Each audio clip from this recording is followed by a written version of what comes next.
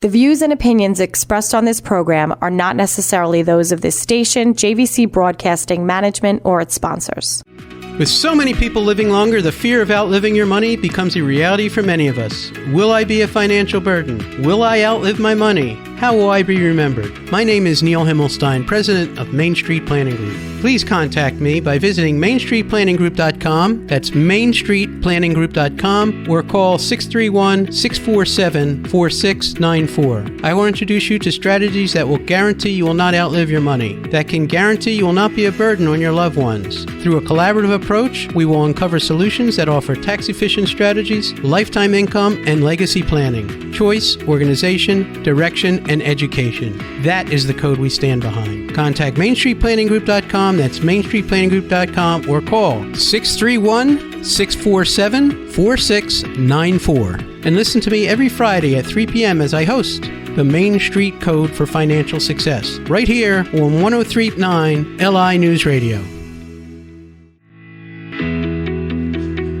Good afternoon. Welcome to the Main Street Code for Financial Success. I'm your host, Neil Himmelstein. I can be reached at 631-647-4694, or you can visit me on the mainstreetcode.com. I have my past episodes there. I'm also on Apple and Spotify. If you happen to miss an episode, I'm here every Friday at 3 o'clock.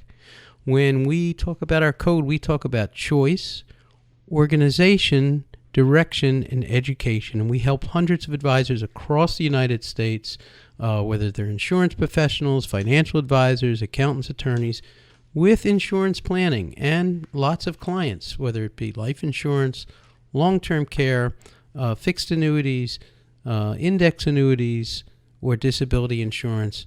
We have expertise in all of these different areas, and we're consulted every day with different issues and different things.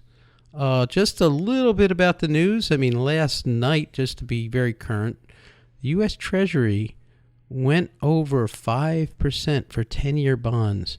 Now, how does that affect you? Well, what happens is when the Treasury notes and the interest rates go up like that, a lot of big money starts moving.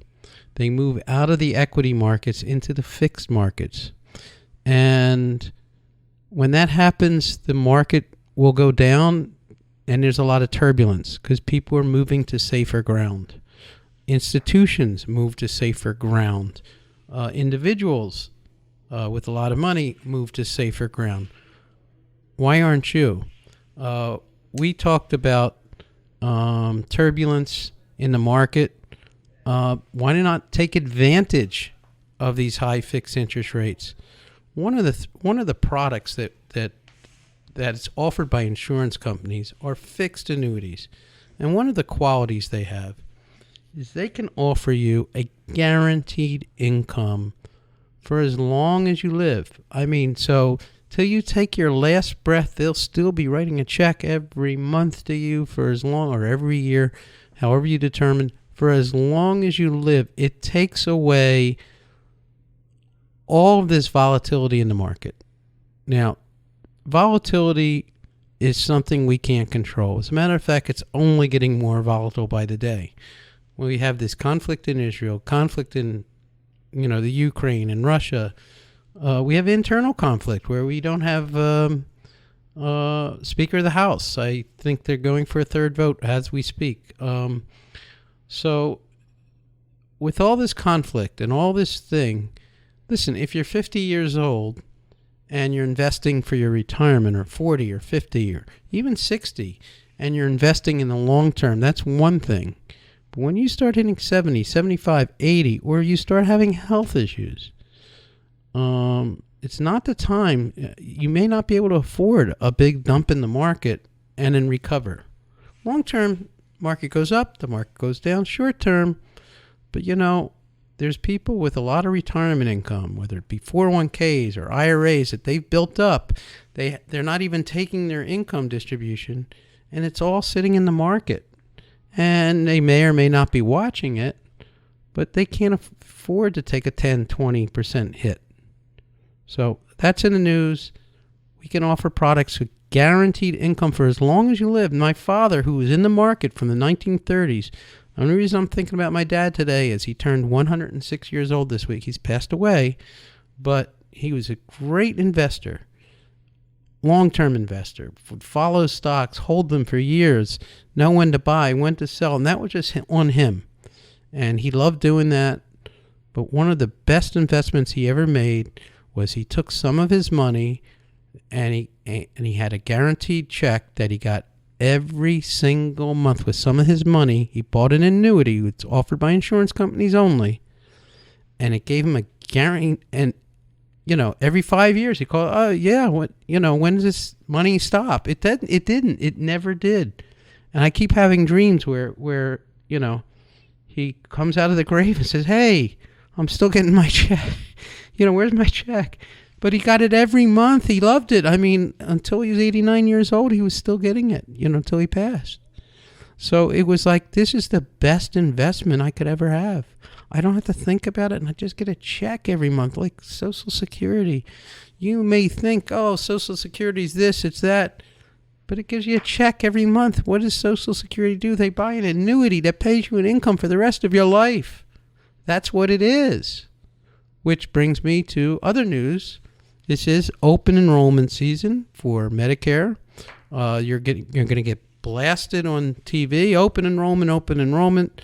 I am not a Medicare expert. I do know enough to be dangerous. It's not a product that I particularly sell. I have lots of experts that do. There are a couple different types of plans out there. There's an Advantage plan. Once you're on Medicare Part A and Part B, and, I'll bring Medicare Mike back on and he can talk about that. And once you're on Medicare Part A and Part B you pay for, by the way. And it's based upon your income at retirement. After you're 65, if you're still showing a big income or taking a lot of money from your retirement vehicles, your Medicare Part B is going to cost more. That's called IRMA. Okay, which will go into that cost. And then on top of that, for those are the things that Medicare doesn't cover, you can either get a supplement or what they call an Advantage plan.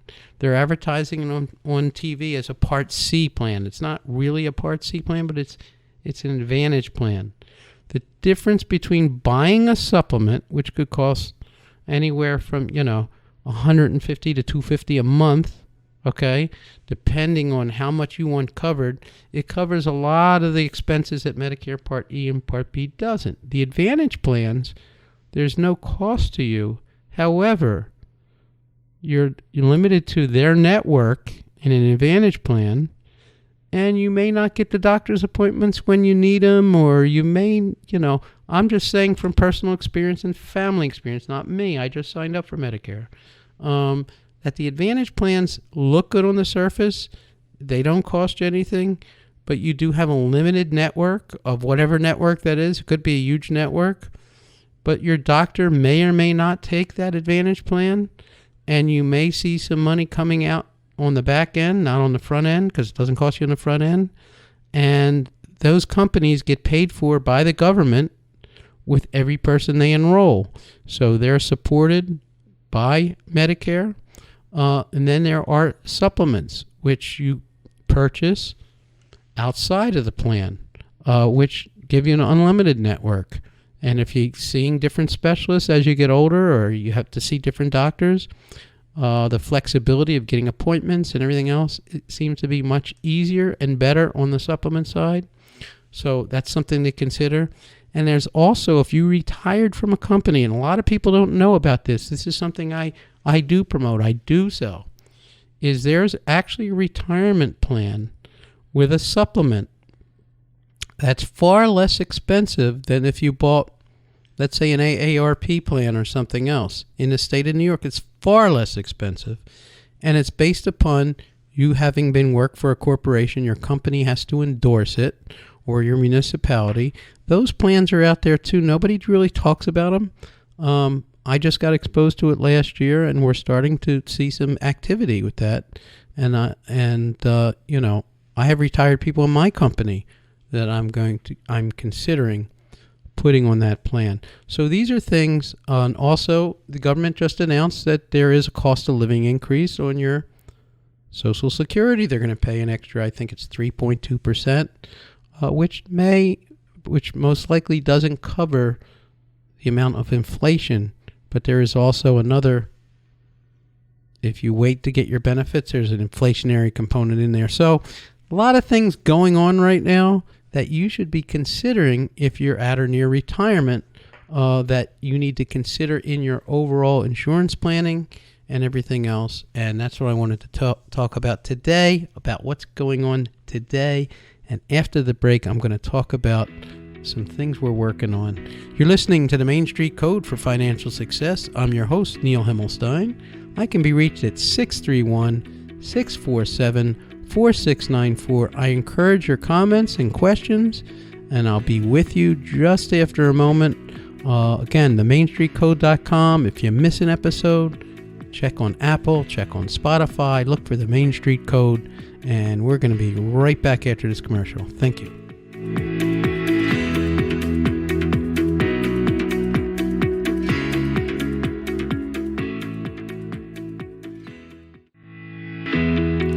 Good afternoon. Welcome back to the Main Street Code for Financial Success. I'm your host, Neil Himmelstein, and before the break, we were talking about open enrollment for Medicare.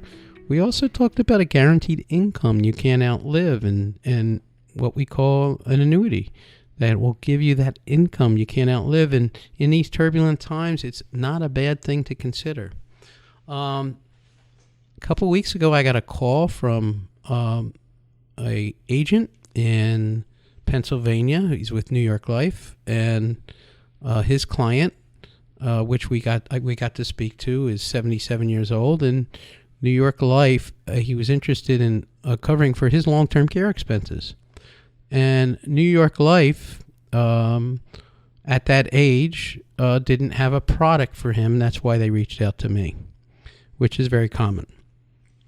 So we did an application, and we tried to get him insurance, and he didn't tell us, but in the last couple of years, he started to develop a heart issue where his calcium scores were high, and the long-term care company declined him coverage.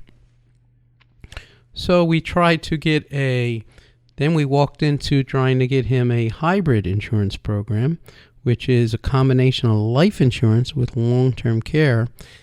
The companies that had the long-term care riders, the pure long-term care riders, also would not offer him long-term care. They would offer him life insurance at very favorable rates, surprisingly. Not rated, but like standard rates or a little bit better than standard rates. So we're very excited about that. So rather than have a traditional long-term care rider, there's also something called a chronic rider. Now, chronic care riders and long-term care riders are a little bit different. The chronic care riders, it's more of a tax code thing than an actual long-term care thing. So they all work a little differently. Some of them don't charge you for that rider. Some of them do charge you for that rider. They don't necessarily comply with what they call Section 7702.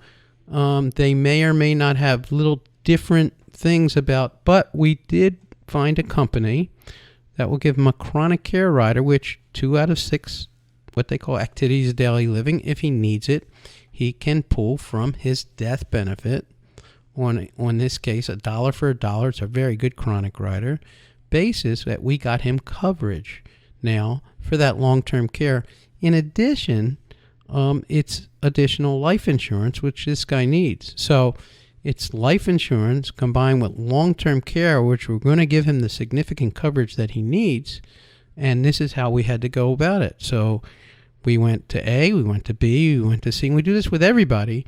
This didn't work, but now we found a solution that New York Life couldn't come up with, that I came up with. And even company option A, and then company option B, and company option C, we finally came to a conclusion on something that we can do to cover him.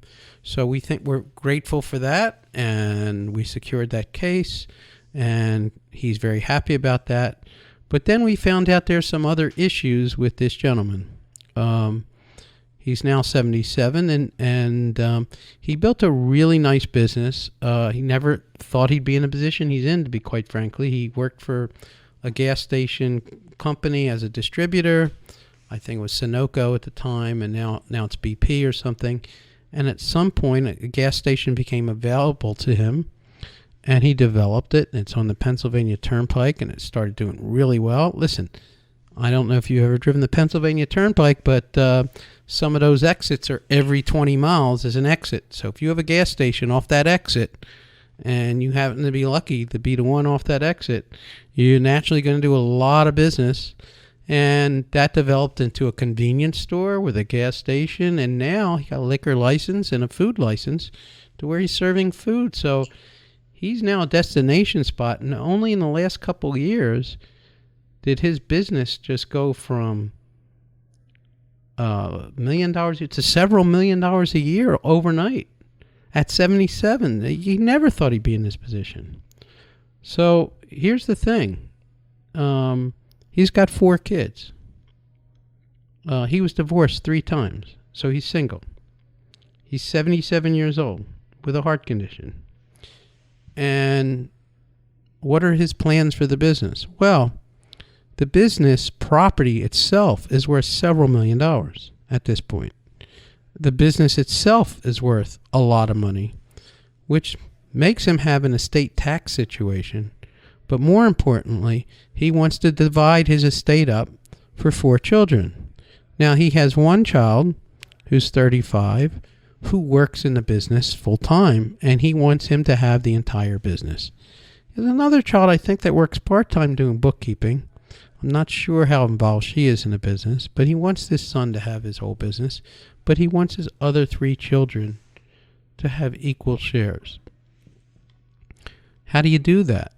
How do you leave to one child? Now, this is all well and good, and he bought some life insurance in the past to equalize that out a little bit, and he has a retirement program invested in the market, $1 million that he's built up.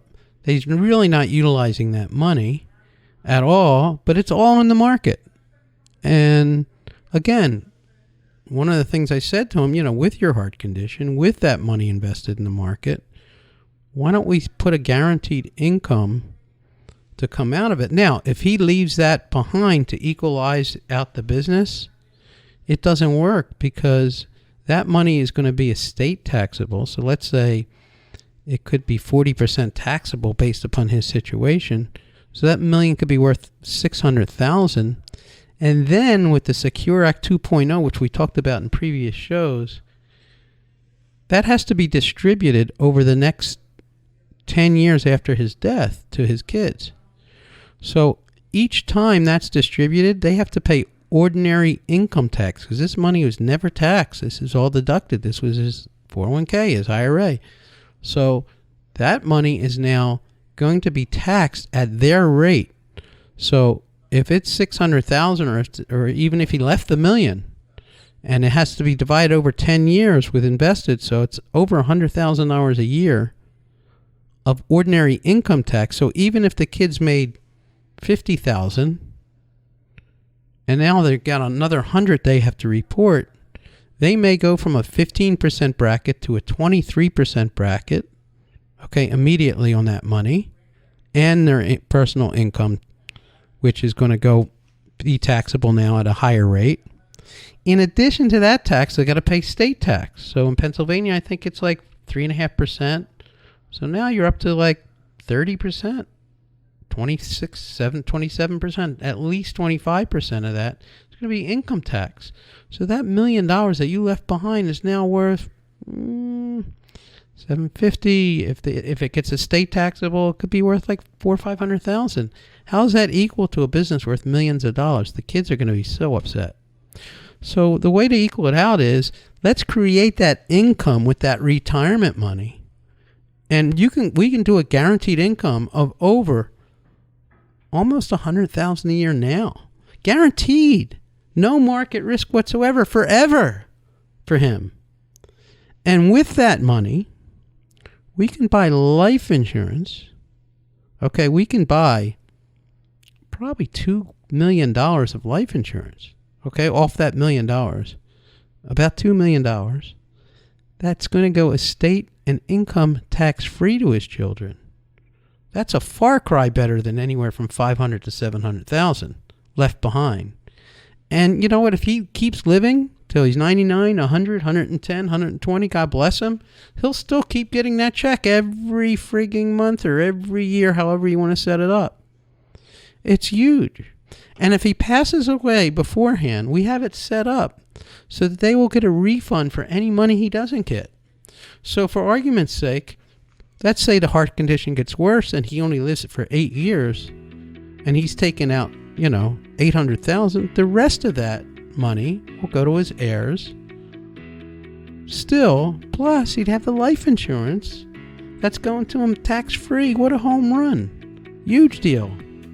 Anyhow, you're listening to the Main Street Code for Financial Success. We are running out of time. I do apologize. Please reach out to me with any of your insurance questions, 631-647-4694, or visit me at themainstreetcode.com. Have a great weekend, everybody.